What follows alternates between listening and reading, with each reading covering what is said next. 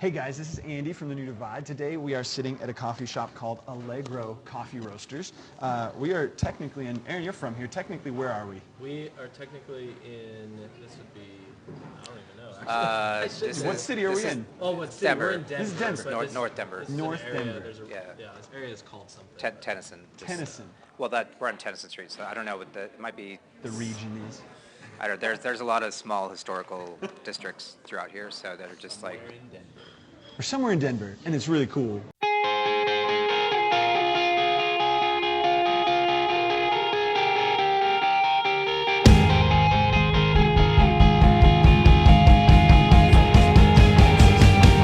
We're in a really classy, nice shop, like I said, called Allegro. You can find them at, it's at ACR Tennyson on Twitter and Instagram and all that stuff.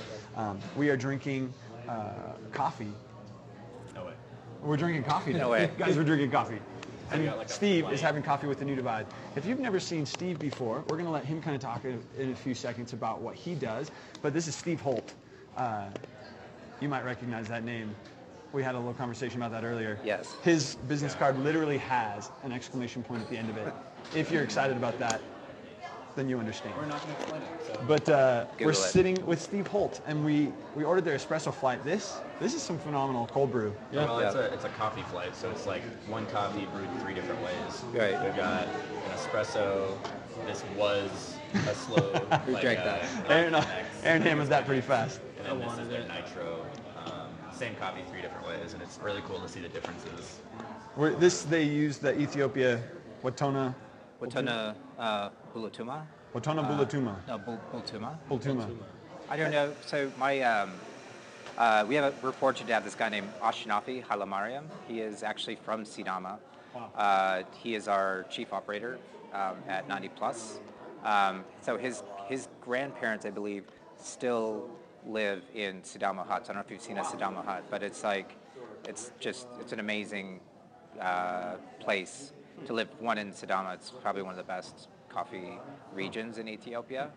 He'd be very happy that I said that. Because Yirgacheffe is another area and they kind of compete. That's, I think, more widely heard of and Yeah, recognized. so Sidama's like the B side, but it's where we produce probably our best coffees in Wow. Ethiopia. So that's an excellent segue to kind of tell what Yeah. you do. Yeah. Steve Holt Yeah. works with, you can kind of tell us Oh, yeah. where your role in the company, but 90 Plus Coffee. And I'll just let you tell us what you do. 90 Plus. So we are coffee producers, and we came from the market side. Joseph Brodsky, who's our CEO, founder of 90 Plus, he started a company called Novo Coffee. That's actually Which is here in Denver, yeah? In Denver, yeah. So they got a great roastery down on Larimer Street. Yeah, I was just down there the other day. Oh, nice. And their roaster has a much bigger beard than yours, so you gotta keep drinking more coffee, man. His name's Eric Rosenberg. I'll catch up. He's cool. He competed actually this year in the Brewers Cup and took 5th place in the U.S. Cool. First time competing. So Wow. It's pretty good for a first yeah. year. So he used one of our coffees, one of our very special coffees called Simona Bai, which is actually a person, but it's also a process method. Okay. I'll dig into that Yeah. later, but because that coffee is phenomenal.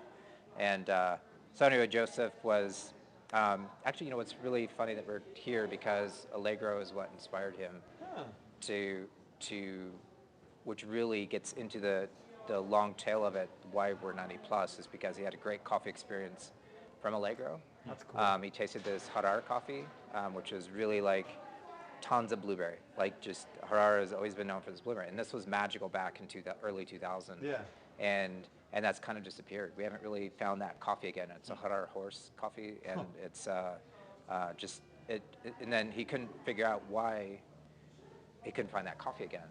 So they would cup through 50 coffees, and they're like, at this time, he's just like, how do you, talking to the head roaster of Allegro at the time, sorry, space his name, he was just like curious, it's like, how'd you get this coffee? And he's like, well, I cupped 50 coffees, and then I found this one, and that's what I bought. And then he's like, okay, so he expected they could get that next year. He's like, well, no, that's not the case. You have to go through and cup a bunch of coffees to find that one magic coffee. And he's like, why is that? So that really drove him to go to Ethiopia and kind of figure this out. And he was on a couple of like panels for a coffee competition, the first ever, the Ethiopian limited auction, and he was on the panel for that. And you know, he just knows that everybody was kind of in the van, in the safe van, and you know, going through Ethiopia, which is, you know, it's like, you know, it's pretty wild. But they would all stay in these little tour groups, and he's like, he just wanted to get out of the van, and so he decided to essentially like on his own figure out where the origin of coffee was. So he made a trek out to Kaffa. Yeah, it's very Indiana Jones. Find like, one coffee. but just to find out like what's going on, and so he went into the Kaffa forest, which is a primary jungle where there's lions and you know, just, and he's walking 2 hours in, and he just looks up and he sees these 50-foot coffee trees, and like just kids could climb up to harvest. I mean, just massive, like stalks like that big. So that kind of thing that's what really brought him into, you know, the inspiration of like, how do we make coffee better than we found it? How do we make this process? Because at this time he's still at a roasting company, and he's just trying to get better coffee for Novo. But then he realized in order to do the legitimate work, he had to plant himself. He had to quit everything just to do this. And at first it was just like in our first round of efforts, when he canceled his flight back to Ethiopia, and then he decided to live there for about 7.5, 8 months. Wow. And I remember getting a phone call from him. He's like, it's like we made these incredible coffees. It's like, I don't really know what we're calling them. These are just like 90+ coffees, saying that they're like really ones excellent. that jump off the table. Okay. So 90+ has never been about a very specific number. That's why it's spelled out as well. But it's about a caliber of work. And so that just kind of stuck. It's like, when you name a band, it's like, like the Smashing Pumpkins, it's like, what does that really mean? There's probably a backstory to that somewhere, but it's like, it's kind of a ridiculous But thing. who cares? But it's cool. They're great musicians. So, and so anyway, so he ended up, first year we got some coffees back and got him back to Novo Coffee, but he made an extra trip through Europe with some coffees in his backpack and knew a few roasters, and they just freaked out over the coffees. Like, wait, where you got this from Ethiopia? Are you kidding? So we're quickly trying to figure out, okay, where do you set the price on these? And so it's, referencing like Jamaican Blue. We didn't really know what these were really valued. We just knew that they were scarce, and they were definitely different than anything that we've ever done. So, and then we ended up shipping some pallets to my house in Evergreen, and I'm scooping out of the bag and meeting people in parking lots at trade shows and doing the exchange. It's just really, that was like those moments are very special when you're starting out a business. Because they're very memorable. Yeah. So, but fast forward, we realized that there was a gap between coffee production, being a farmer, and the market side, and we're both. Mostly the market side is trying to go to origin and trying to say, hey, I want to meet the farmer. I want to know how much farmers What being time paid. period was this? This was late 2006. So it was like right about fair trade start? Yeah, I mean that was definitely part of those labels coming out. I don't know when fair trade actually started. I should know that, but we didn't really have much interest in it because we knew in order to make coffees better, you have to pay more coffee, or more money for coffee. But we were quick to realize that even beyond that, beyond pay, you have to actually have a good system in place. So you have to change the way that farmers work. Yeah. You have to educate. You have to say, don't take all of these unripe cherries and overripe cherries and throw them on a bed and dry them. Separate them out. Do thin layers. So we started a lot of mechanics into the way that coffee is actually grown and processed. So instead the of way just that, trying to roast different, it's not even, because of the roasting, you can't roast anything good out of a bad coffee. The raw material is what a novel essential. concept. I know, it's like, and then, you could just roast it really dark and then throw it in a blend and get away with it. But our goal is really to improve coffee. I mean, it's not ours. It's just, it's part of what has existed since the Queen of Sheba. It's like, and Ethiopia is the origin of all coffee. So there's like 10,000 varieties that exist in Ethiopia. Colombia had handfuls, like really not that much. So, and they're all Ethiopian anyway. So So this is like the best raw material that we can come by. And the way that coffee made its way around the world through Yemen and then, to just going to Central America. It made the whole, like, if you guys have seen like a film about coffee, it explains a little bit more about how coffee, where it originated. Even that stuff is not as interesting to us because it's just here. We know that it exists. It is important to respect the history of it, but to actually be part of changing the way a coffee industry works is essential to us. So we realized that you can't, at this time, you can't do both. You can't be roasting coffee, running a business at the size that we were, and then show up to Origin for 2 weeks and try to make something meaningful. Yeah. So it was that dedication to Origin that really made it. So our first copies were a great success. The ECX came through Ethiopia, which was a commodity exchange trade organization, which essentially stripped all the data away from small lots. So they would just blend them all together and say, this is Yirgacheffe grade 1, Yirgacheffe grade 2. So all that work and traceability would get blended in, and then you didn't know. So it became like an auction system. So that really, our first 2 projects that we did, those got kind of consumed by that. And so we had to go work in the private sector. And that's what really started our first taste profiles, that we really just had the true like 90 plus stamp on, where we could actually control the project, entirely. The first ones we did, but it was like those we couldn't touch those anymore. So, and then we started building a reputation. I mean, we were very small at the time, and just ended up, people just knew that we were the guys to go to get like the best Ethiopian coffees. And then, but at the same time, post ECX, which is 2008, 2009, we were doing some business with the Hartman family in Panama as Nova Coffee, and they still do business with them. They're our neighbors in Panama. And then Joseph was looking for like maybe a 5-hectare farm, about like 12, 13 acres. And then this 135-hectare farm became available. We had a weekend to come up with some funding to put a down payment on it. So we had this boilerplate like weekend. We pulled in all of our sources. We had a great friend who's been our financial advisor, ponied up, put down the money, and then we're like, great, now what do we do? Now we made a down payment. So, and our first yield from that farm was like 800 pounds of coffee. For this massive farm to come up with like 800 pounds is nothing, and now we're in the realms of 15 to 20,000 kilos. So so to From go that same from the same farm, but it's just intensive planting, getting the farm whipped up into shape. But originally that was a cattle farm, and so imagine like going in, and it's not even really truly a coffee farm. There's coffee planted on it, but it had this variety called geisha, which is some of the, I just have some samples of that, and this is like a highly it's a highly valuable, sought after coffee. Very much so. Like especially like in the with the auctions with the Esmeralda geisha, which is they're in Panama as well. They're on the flip side of the volcano of us. So so we got quickly to understand the value of this coffee. But it's not just. It's not even about the price. It's a very robust coffee. It's disease resistant. You can't get greedy with it. You can't do these monocrops in full sun. They have to be grown in shade. But they're really great to work with. As far as raw material goes for coffee, it's some of the best material in the world.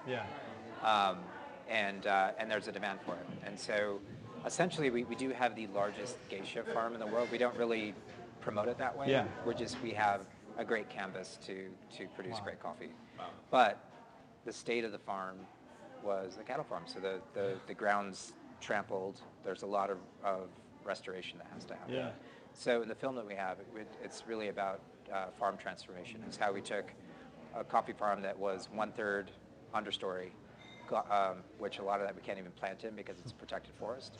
But the 2/3 was a cattle farm. And so since 6 or 7 years, we've restored that farm. And that's what's magical to us. Awesome. That's what's creating a sustainable, like that's where that farm needed.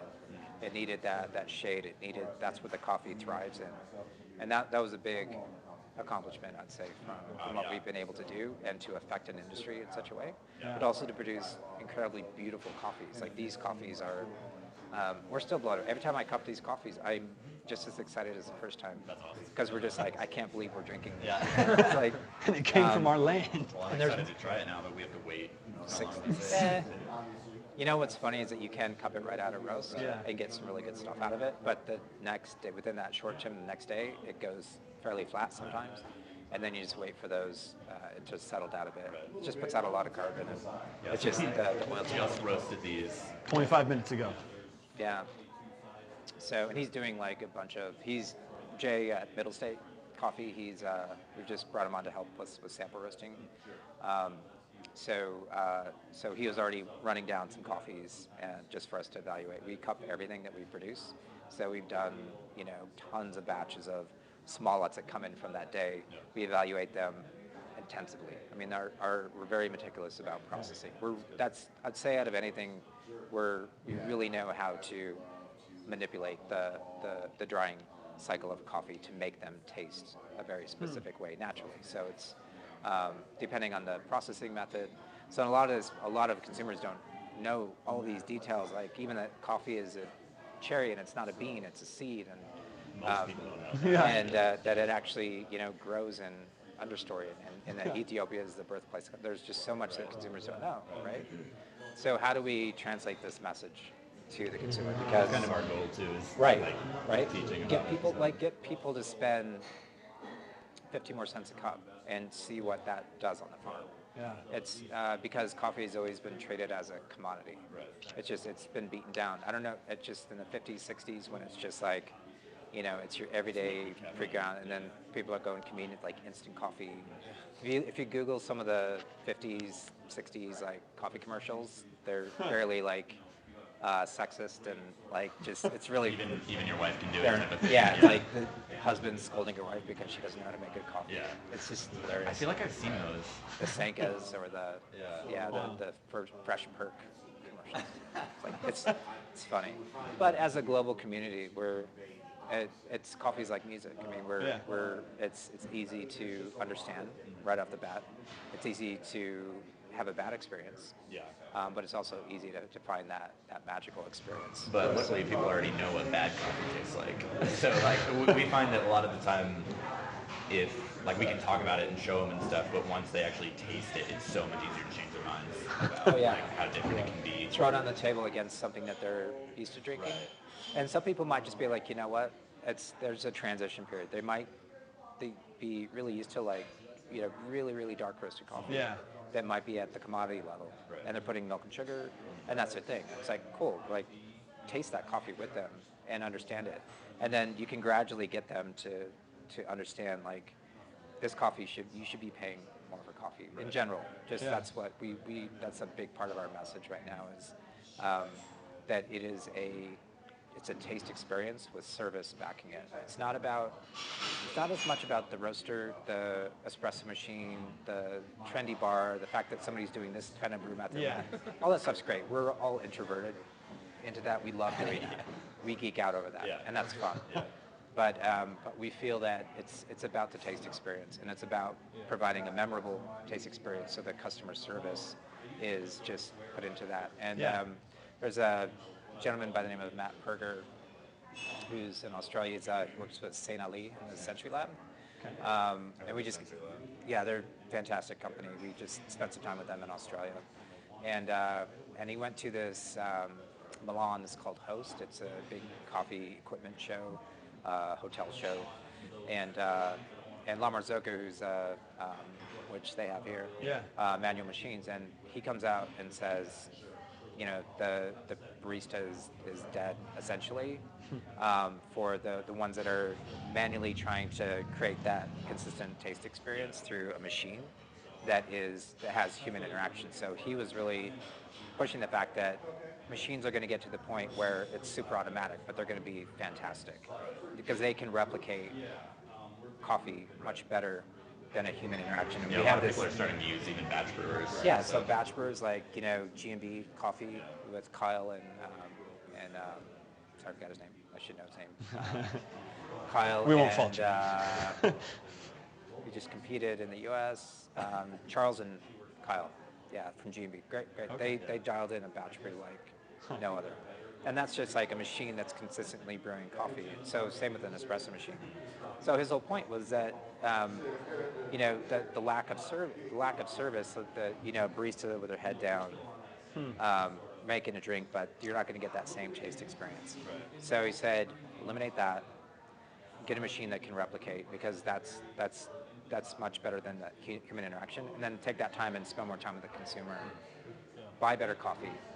Teaching them why they're going to like that coffee. Sure. I mean, have a conversation with them. Don't have your head down. So for us, that's like music to our ears, because we're busting everything that we do. We're just like really working our tails off, really trying to get coffee at this gift to us. We're trying to get it to behave a specific way. That has to have human interaction.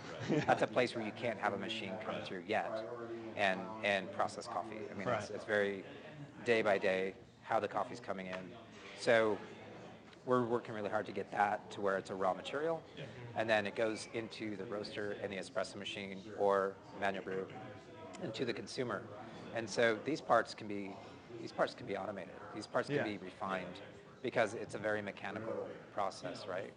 So, and most people don't even know all the work that goes on at origin, at a coffee farm. And then the coffee farmers who actually are there, who have no understanding of the market side, they don't even taste their own coffee. Yeah, they're drinking like instant Sanka on the farm because it's They produce and sell. Point in And they have to about ship coffee. They like had Right. taste their own coffees. I know. So when we went to Ethiopia, and you'll see this in the film as well, for our Makers film, which is, we brought all of our Maker team to Ethiopia to experiment on processing. But every morning they brewed coffee for the farmers to get them to taste, because all their coffee goes away. All their coffee, they don't get to taste that. And so they were just, every morning that was their experience. So we built up a lot of inspiration to these farmers. It's such a And simple thing, too. it's Has that film come out yet, or when does it come out? well, it doesn't. It's funny because we've been showing it privately at trade show events with people that we just have a good relationship with. Eventually, we'll put it out to the public, but we'll probably partner up with like Barista Magazine or certain media outlets just to show it online for a short amount of time. But then the most joy is actually showing it at a venue, and then tasting the coffees that are referenced in it. So we did that in Shanghai. That was You can't do that on YouTube. no. You could drink whatever you're drinking, but no. But it was cool because like in Shanghai, we showed it. To see that on the big screen, our first experience of that was awesome. It was a huge sound, and then the makers came, and then they sold their Maker Series coffees that they produced themselves with us. To people that were interested for that one-off, and these were, highly priced coffees that we just roasted just for that event, and but all that money went towards. We have a nonprofit that we're working on. It's called the Coffee Connection Football Club, and so we're building field plots in Ethiopia, it's like soccer fields, in Ethiopia on our farms. Because you can build a school, you can build a water project. A lot of that stuff's already happening, and that's great, and those are important. But where their joy is to play against each other. So we brought the whole team. We had all these jerseys made. We played against each other. It was really amazing. I think so, probably. I didn't go on that trip, but That's cool. yeah. But Joseph grew up playing football, and that was his thing. He thought he was going to be a professional, football player, like soccer, like football. It's a cool pairing of. Yeah, and for him to go and really just take something like that and bring it back to something that he loves right now, which is coffee, is one of the more amazing things that I see in our company. Yeah. But we're just really trying to, break that barrier of the market side and the farm side. Right. We are the care farm. about the farmers. Yeah, I mean, we are. It's not about fair trade. It's not about how much they get paid. It's how their life is, and obviously financial comes into that, but it's how you treat them and how they get inspired about working with you. It's not they don't work for us; they work with us, and so that's one thing that 90 Plus has been really big on, both in Panama, both in Ethiopia. And you'll see a lot of this come through in the films. So it's hard. I'm building it up to where I want you to see it, but We're you can't stoked. see it. We want to see it right now. But When you essentially- can see it, we'll post a link to it on our we'll page so that totally- you can follow up. Yeah, we should. And you have like a 1 minute trailer on the Instagram, right? Yeah, that just got posted we did a trade show in Athens, Greece, but that's... I thought that was pretty cool. So people watch that. It's a 90 plus on Instagram. It's spelled out 90. Yeah. So it's great. I mean, we feel like we're a pretty tight team. We're a small team that can change an industry, and I think that's very inspiring. When you can write, it's the same as writing music. You can really bring inspiration to people. It changes their lives. It really does. And then people want to be involved at that point. So we're building this tribe of people that, as the circle grows, it's like you just find the power in the core, and it can spread massively. In these type of things. It's amazing how once you're inside of a culture, you can make a shift for that culture. And it's leaders and followers, and followers are just as important as leaders. Those followers can really influence the span of your tribe, and I feel like that's a big part of it.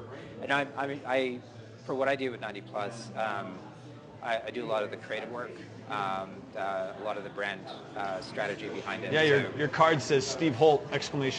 Brand strategist. That's a fancy title. It is. Well, it's weird because like we change it all the time. So it's like it's weird. Your title? Well, yeah, because it's like at the moment, like I got to make new cards, and then it's part of what I do. Definitely, I taste coffee. I produce coffee. Yeah. I sample roast coffee, but it's like why? At this point, it's like we're just 90 plus, and I think that's and we try to. So we always try to go the traditional organizations try to silo you into certain things, but we've always been multi-hat, based organizations. So What's your favorite part of your job? Like your favorite piece? This? Just talking about coffee? Well, because you get inspired by your own brand within and the culture that you create. So obviously, I mean, the coffee's amazing. I love tasting coffees. I love tasting coffees with people and getting their reaction. Because at that moment you can change everything. Like when you go to a restaurant and you have an incredible taste experience, you're like, and somebody says, where should I go for dinner? And it's like you say, you've got to go here. Yeah. The chef's amazing. The staff's amazing. That's what we're trying to do with our coffee. So I'd say it's inspiring people. Yeah. That's really important. Without it, it's like we're not cranking out widgets. We're not cogs in the system. We're trying to make a remarkable taste experience. And you can do that through all the hard work, but it is a multifaceted organization. It's not as convenient as wine. It's actually even the taste is more complex than wine. There's 1,500 discernible taste elements. It's kind of crazy. But you have the responsibility at the farm level, and then the logistics, the transportation of it, the process of roasting, the process of extraction, and then the education to the consumer. All that can go. Any of those things could drop out in your toast, and then you get like a bad coffee experience. People that I don't like coffee. Why? Probably because they had a bad taste experience. Some people are like caffeine is like it just makes them crazy, which is okay. So wine. So would you say you're trying to make coffee to be like at the level where wine is, where it's like this respected thing that people kind of, I guess, really value, like they're okay with paying a lot for it? Absolutely. Yeah, it's just coffee's been beaten down over so many years, and it's just been, we talked about like the first wave, the second wave, and the third wave, all these waves of coffee. Like third wave right now is specialty, right? And this is where people are willing to pay a little bit more for the coffee, but it's not just the coffee. It's also, if you go into a place and maybe the coffee's not at what's at, but that barista made that experience, like them spending a little bit more on their cup of coffee, and that's special. And I pulled that directly from Matt's speech in when he spoke in Greece? Milan to Australian barista Matt Berger. and it really clicked with me, right? When I saw that, I was like, that's exactly what we've been thinking. So we're kind of on the same trajectory to get this, because the third wave of specialty coffee is about having a better experience, right? It's about taking coffee where it's at as the commodity. Then we got asked to do a speech in Greece on the fifth wave of coffee, and I was like, I didn't even know there was. We skipped one. I don't even know where the fourth is. So we had a heyday with this because we were in Australia and we were trying to come up with our script for the speech for this. So and we started like poking holes in the industry. We're like, okay, first of all, it's like, why is it called a bean? We're just like, we're not using that anymore. Coffee seeds. It's just coffee. It's coffee. It's coffee. It's a seed. It's a coffee. It grows a cherry. But also, just this whole like, why do they have to be these massive waves of coffee? And we saw that there's just small waves. It's like right in the small waves that come to the shore. That's where everybody's at. That's what makes things happen, because we're all making small moves to make a greater taste experience. So that's what he spoke about essentially, and how it comes back down to your internal values, your epiphanies with, hey, I'm going to try something new. I'm going to take a risk. So for coffee to get up to that stage of wine, of course, yeah, we definitely want to show the respect to that. And that's why, I mean, imagine like some of these coffees, it's like going to a restaurant, buying the most expensive bottle, but just getting it by the glass. Yeah. You can have that experience with coffee. Right. You don't have to buy the bottle. You can come in, and I'm willing to pay, $15, $20 for a great taste experience once in a while. Yeah. To share with my friends. So, and that does go for, like in Australia, there's a place called Focus Melbourne, and they sell one of our coffees for $25 a cup. And people are happy to spend that. And it's cool. But, realistically, like, spend 20 cents more. Yeah. And learn a little bit more about that coffee. Remember that coffee. Try to share it with your friends. Coming to Allegro, it's like I for this, it's the first time I got to taste this coffee. This one right here? And I had that as a cap, and it cuts through the milk really well. I had 3 minutes of escapism with coffee, and it was awesome. I didn't have to dig in, like, I didn't want to know all the nuances. Yeah. Sometimes I do, but you just enjoyed your cup of coffee. I just wanted a coffee. Yeah. And I know if I come here, I'm going to be satisfied with what I taste. Yeah. And they do a great job. I mean, Allegro's been around and has been pushing this. They've inspired so many people. For them to go to this unit where they're actually doing the in-house roasting and focusing on the higher end, that's a good sign that a big company like Whole Foods can support a system like that. And I know Darren Daniels from the Allegro, he's the green buyer. He was the buyer at Stumptown for a while. He's in the film about coffee. Yeah. So that's Darren. He's back here at Allegro. We spent some time with him in Ethiopia early on, 2007-8. And one of his head roaster out in Berkeley, his name's James Gibbs, competed this year in the U.S. Brewers Cup with one of our coffees, Juliet, which is this one. Probably my favorite profile this year. And it's all of us. We were just like, I might just keep that. We got 3 more. No, but it's, for this coffee, for Allegro to dig into that with us. And we really worked hard to get it shipped directly from Panama to James so we could compete. And that's what it takes to get a company like this to, for us to respect them as much as we do, and to really feel like that they're making differences. So we're trying to really align ourselves with these key strategic roasters that actually have an impactful, opportunity with consumers. That's what's important. Wow. So we really dig into companies. It's awesome to hear this much like passion and care about just even the origin of the beans or the seeds themselves. Don't worry. I still say it. How long it's going to take Yeah. to change that, or even Well, that's it's just culture, funny. right? Yeah. But it's just really cool to hear, because a lot of people are still at the roasting does everything stage, and they don't really care where it comes from. Yeah, roasters were king. I mean, they were standing on the hill, and they were the voice of coffee. And if you look at the spectrum now, there's massive gaps. And here's the roaster, and not ever disrespecting them, because that component is essential. Right. I mean, that's a translation aspect of this chain. Yeah. And everybody has their own styles and techniques, different roasters and different approaches, and that's great. It's awesome. But that gap is filling in, and now they're just And roasters are going to origin, which is great. We definitely don't, discourage that at all. But you can't make a meaningful change in the coffee unless you're doing that during from harvest to shipment. And so that's why we're here. We're here to kind of fill that in, saying, look, this is our job. This is what we're really, really good at. Yeah. And we're going to take this, and I want you to translate this, Yeah. this work in every which way you want. But then that barista has to take that same product, which is another transition. Right. It's another way to translate a coffee, right? Because you can brew it in so many methods. Yeah. But you can't make it any better than this raw material. Right. So no one's more important than the other. Actually, the consumer wins, always. Yeah. Consumer always wins because they're getting a product that's better than what they're paying for. Yeah. And we realize that. And so how do you take all this? And it's not shoving a bunch of farm data on them. It's not, hey, what elevation is this? 1700 MASL. Yeah. It's like, what does that have to do with anything? It's like, and you notice we don't put taste nuances on our coffee. That's fine. I don't mind that. I mean, that's Yeah. cool. That's like they're saying, hey, we evaluate this coffee. This is what it tastes like to us. We don't do that. We're just Percy is a taste profile. Whenever I taste Percy, I know what it is. I know that it has tropical fruits. It's spicy. It's very juicy coffee. Yeah. My own personal subjective taste to it is. Yeah. It's an amazing coffee. But we also don't talk about processing, natural process, water process, all that.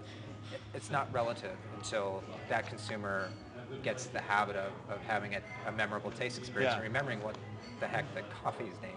Instead of this whole, honestly, and this is fine, everybody does this, and there's nothing wrong with this.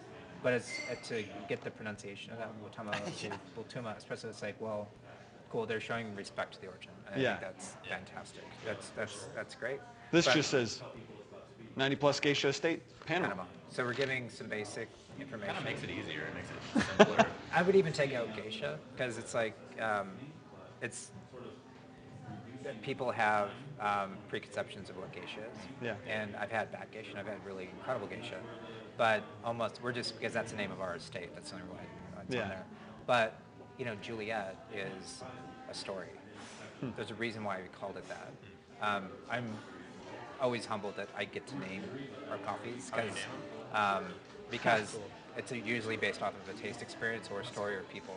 Now, you kind of talk about that on your website as well, don't you? Yeah. You have like the profiles we get listed. the profiles and the stories. So That's because cool. the story behind Juliet's really short is at the end of our processing days, we used to come down by we have an area where we do all of our drying and processing down at the mill. And there's these datura flowers, which are like large, like elongated bell flowers. And in the evening, they're like a lily. They smell, they permeate, they put off this fragrance that is intoxicating. You stand by it and you're just like, it's like you've been seduced in mythology. You're like, how do I get this into a bottle? I feel like somebody is like, coaxing my senses. And so we said, hang out there for like half an hour and drink coffee and just enjoy like the fragrance of that. When we first tasted Juliet on the table, the first year we produced it, those floral aromatics, and I'm tasting these in Colorado at the time, and it just brought me immediately flashback to that. And I was like, oh my gosh, this is amazing. So I was like, what are these flowers doing? And it's like, because it's not in the coffee, but it just struck a memory. Yeah. Right. Well, on the tragedy side of things, these flowers are highly toxic and will kill you if you eat them. And the Nove tribe, who are the native farmers, they would put them underneath their pillow at night if they had problems sleeping, because it's a mild hallucinogen. So I'm thinking about, okay, here we are producing coffee. It's making me think of something that's going to kill me. And I couldn't help to think of the tragedy of Romeo and Juliet. So that's just what it is. So, That's awesome. So, so those kind of, so that's what we come with every name. Yeah. It's easy to remember. We don't have to tell that story, but if you want to dig in, let the consumer do that. Just get them to get in the habit of buying better coffee, and hopefully telling their friends about it. So when you guys travel around and you're seeking out like good coffee shops, you're asking people, where should I go? Like in Copenhagen, when you guys went to a couple of, the spots, it's like, I'm happy to send you lists of people saying, go check out these guys. They do great work here, like Coffee Collective. Yeah. All We were those just guys, at their so- shop last month. Yeah, I mean those guys, and they've been they just kill it. And there's other great shops too, for sure. They've been really good to be in the industry for sure. But as you go through all these different countries, just go to that shop that has, just look at the equipment that they're using. Yeah, we can tell pretty fast. Yeah, and it's cool because most people don't get that, right? Yeah. Even, it's funny, sometimes we'll be passing a shop and just the wording outside, I'll be like, oh, that's not going to be any good. Yeah, it reminds me of the movie Elf when it says world's best coffee. Yeah. It's like, you did it! And then she's like, it tastes like a crappy cup of coffee. He's like, no, it's the best. Like, That's fun though to look at how you can grow in that, because we laugh about, even like 5 years ago, we were laughing about this the other night. When Aaron joined the band 5 years ago, he flew into Portland, we took him downtown, we got all these shops, and we go, let's go get a coffee. We ended up walking into a Starbucks and we ordered our drinks, and Aaron goes, can I get a vanilla steamer? Which is oh yeah, no coffee. milk and vanilla steamed. And to watch Aaron, who now is one of the snobbiest coffee drinkers I know, in that short 5 years, he went from not caring at all to now he identifies correctly, like flavor notes and things. That's cool to watch that growth, and that's half the fun Really of exciting, yeah. We're trying to kind of educate people on it, so it's as we learn, talking about that. helping point others to how cool it is. It's amazing. There's What so you can many grow. stories Yeah. with that, and that's the level of excitement and interest in that. So we're going to champion you guys all day long, because that's what translates. That's what's the broadcast of the message, and without that, we lose. Like, we really lose. Like, the farmers lose. The roasting companies lose if they can't get that message out. If they can't get that consumer to have a remarkable experience, then we're just kidding ourselves. We're treating it like it always has been. So there's a big movement, I would say, and hopefully I feel like we're part of that, because just that last talk that Joseph did in Athens was, and I wasn't there for that, but I know it because we talked about what his outline was going to be. Put together a keynote for him, and then it wasn't the bullet point thing. He had some imagery, and that was it. And he just spoke from his heart, and it was like this is where it's at. And he had a full room, and it was just like those. That's cool. Moments can impact, and to do that in Greece was amazing, because they are a very competitive coffee culture. They have great professionals. Like the last, also not to like self-promote, but the That's fine. the last two, Coffee and Good Spirits. It's a competition where baristas will use coffee and spirits, and they compete and on the world stage. And the last 2 years are two guys from Greece that are on our team now, the makers team, took first place in the world. That's and awesome. they used our coffee. But more importantly, they are just incredible coffee professionals that can broadcast a message. So George, I could screw up his name, Kosimpades, I think is his name. Like, I got that? Well done. Sorry, George. And Michaelis, I don't know his last name yet. So he just won this year in Shanghai. That's awesome. So, but it's cool because they do coffee and then they mix it with drinks. So Kemjin, where's that guy? I didn't plan this. Kemjin is what George used last year. And he made a Kemjin beer on stage and bottled it and served it to the judge. It was just awesome. So, and he's in Bangkok right now with Joseph and Stefanos, who won the 2014 World Brewers Championship. Okay.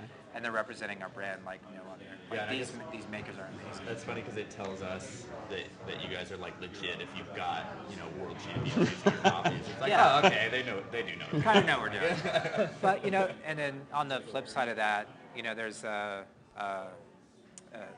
one of our makers, his name is Chad Wang.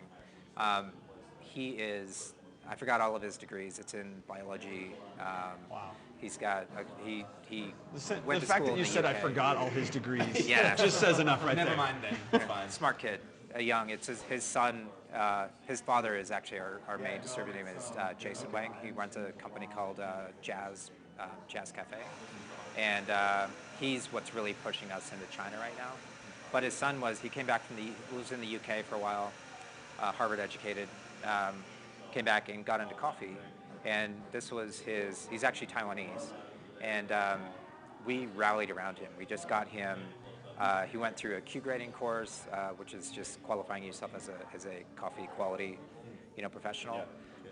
He now teaches some of the courses in China at Jazz Cafe, and then but he competed this year for the first time, represented Taiwan, and he smashed it. He got first place, and his coach was Stefanos, who won the 2014. Wow. So our team is powerful as far as like how we support each other, but he killed it, and it was just it's the hardest work he's ever done in his life. Even going through school and all that was definitely a moment for him. So he's going to go to Dublin and compete with our coffee. So, and he's not even a world champion, but he has everything that these world champions have. So, and that was the one thing we wanted to make sure that happened, is it's like we're not just waiting for people to win. Yeah. Like Odd Steiner, Right. who won last year's World Brewers Cup, has been working with us since 2009 and really pushing fruit-forward coffees. Notice how I didn't say natural process. So I like that term though. so fruit forward. It's just it's intensity of fruit. Yeah. It's and types of fruit too, because coffee is a fruit. Yeah. And so That's awesome. a lot of people just like Another sense. Wow. let's get back to basics. Yeah, right. That's great, man. But no, it's I know it's been really awesome to have this incredibly long conversation. I don't want to cut you off, but we also want to respect your time. Is there something you're most looking forward to this year going forward? What are you most excited for? Oh, wow. Good question. Say what we say. I think, for our company, we're at this crossroads right now where growth is essential. Yeah. So what I'm most excited about is to grow in a really intelligent way, to not sell ourselves short, and to condone ourselves to tradition and going a little bit backwards and just for volume's sake. So we brought on two incredible people. This guy named Eric Laufer is our CFO. Smart kid, like 29, I think. He's really knocked us into great shape, just well beyond anything that we could do as creative professionals. The thing is that we're all of us on this team are quite creative, and to have the backbone of somebody who is incredibly smart and tactical, and can he's our cop right now, because he's really making things work from a very, very smart financial perspective. That's essential to get us to the base, the foundation to get us to grow. Yeah. We've done quite well since then. I mean, we've done the backpack, approach, and Yeah. It's been somewhat of a lifestyle company, because it's like we're just trying to make things happen everywhere, and we're going with our gut, on a lot of things, and he understands that, but he brings a lot of stability to that. So growth on that. And then this guy named Dave Kennedy, who I've quickly gotten to know. He was actually the director of our films, and he brought on the team to get the films put together. But the guy's an ex-pro surfer, surfed for like 30 years, like world tour, like surfing. He also started a company called Prana. He was an outdoor gear specialist. So he sold his company to Colombia, and but he got into coffee. He's always been into tea. He's in Encinitas, California. So he's come on as our director of communications, but he also helps manage our makers team. But he also helps with me with any of the meetings that we go to. Like when we were in Australia, we tag teamed in to go in and to get the business. So he's just to be around these people, and then Ashkenazi being native Ethiopian, his ability to translate what we need at origin in Ethiopia. So for me, it's just building up that tribe and growing in a really smart way. That's definitely what I'm most excited about, because I feel like we, in a sense, it's necessary to grow to get a broader message, but to do it without diluting why we started. If you always go back to your first business plan or your first touch points, where it says what you're trying to do, as long as that core of that is still with you, I think you can grow without, even Blue Bottle, they grew quite a bit, and but I really respect James for the fact that his integrity of killing their wholesale program and just to do everything internal, and to expand out to Tokyo, which is very fond of the Asian market. he's doing what he wants to do. He did have to give up probably quite a bit of his shares for that. He's got great investors, guys from Twitter, guys from Google, but he's growing in an incredible way, and it's just really fun to be part of people that have done that and have moved to that next step of growth. That's pretty amazing, inspiring. So we'll see. There's always like this 6-month thing that happens. I don't know why it's every 6 or so months, but like the Maker Series team never saw what this could actually do, and it was just an idea that Joseph had because he wanted to experiment on his own coffee. Our first maker was Craig Simon from Australia, and he competed and got 4th in the world with his own. Him and Joseph collaborated on a processing method that nobody had done before, and so we're innovators at our core. But so continuing innovation with growth is like that's what's going to make it. That's awesome. I guess for you guys, it's like you're really, as you've been going for so long, it's like how do you reinvent yourself? Without, that's hard. Challenging that status quo and changing and growing is a part of like regular growth for an organization of any kind, a band or a coffee organization. Yeah. It's really cool. But I appreciate the time with my family. I have a son and a daughter and a wife, and my daughter gets to play at the Rocky Stadium tonight, the national anthem on violin with their orchestra and her band. I know. So, out of all this hard work that we do during the day, and I get to go experience that and keep her going where she's at. For me, that's what's essential part of the, to see her succeed in her own way, and she's done incredible. Both my son and my daughter are both into Taekwondo. They're both black belts. They dug into this themselves. I'm not pushing them, and so when I'm traveling a lot, and get them to understand it's important why I'm gone. That it won't always be like that, but it's like I get to carve out my time to see and experience that. So that's the other part that's more on the non-business side where you can succeed as a family, and it's tough. It's a lot of work, but I couldn't go back. I couldn't imagine sitting at a desk anywhere. Yeah. I only imagine sitting here drinking coffee. Yeah, drinking coffee and flying to producers, having great conversations with Well, thank you for the conversation today, Sure, Steve. We really appreciate you taking the time, and if people, if Jonathan's inspired, then it's a big deal. Good. We'll maybe put your contact on your website and all that at the bottom. Cool. Awesome. Is there any final thing you would love to say to people? What's something you would tell someone like Aaron or us who is just starting coffee 5 years ago or is a pro consumer? What's the one thing you would tell them? I would say I had something and it's gone. It was Sorry. impactful, highly impactful. No, it was short to the point, but it was not like a selfish way, but like spend more on coffee. Spend more on coffee. That's a good one-liner. Seriously, like it's not to make us rich. It's to get coffee where it should be.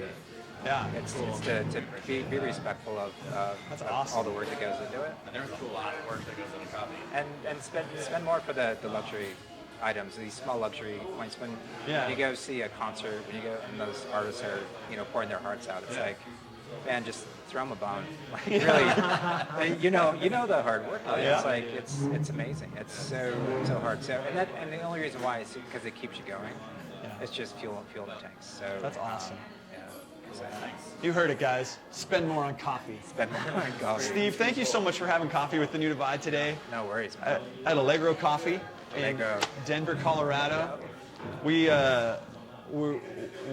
love what we get to do and sitting down and just having a conversation with you, trying some different coffees. We're really excited to try these. We'll post some Instagrams and talk about what we taste in Juliet and Kemjin, Percy, Licello. We are a little bit difficult sometimes, but it's all right. One word. That's there's only one word instead of 7. So Yeah, that's true. guys, thanks for having coffee with The New Divide. You can subscribe on iTunes, all of those things. Like and share this on Facebook so that more people can learn and grow as we discover the coffee culture around the world. Have a good day, guys. Steve Holt. Steve Holt. Steve Holt. Man, that's right.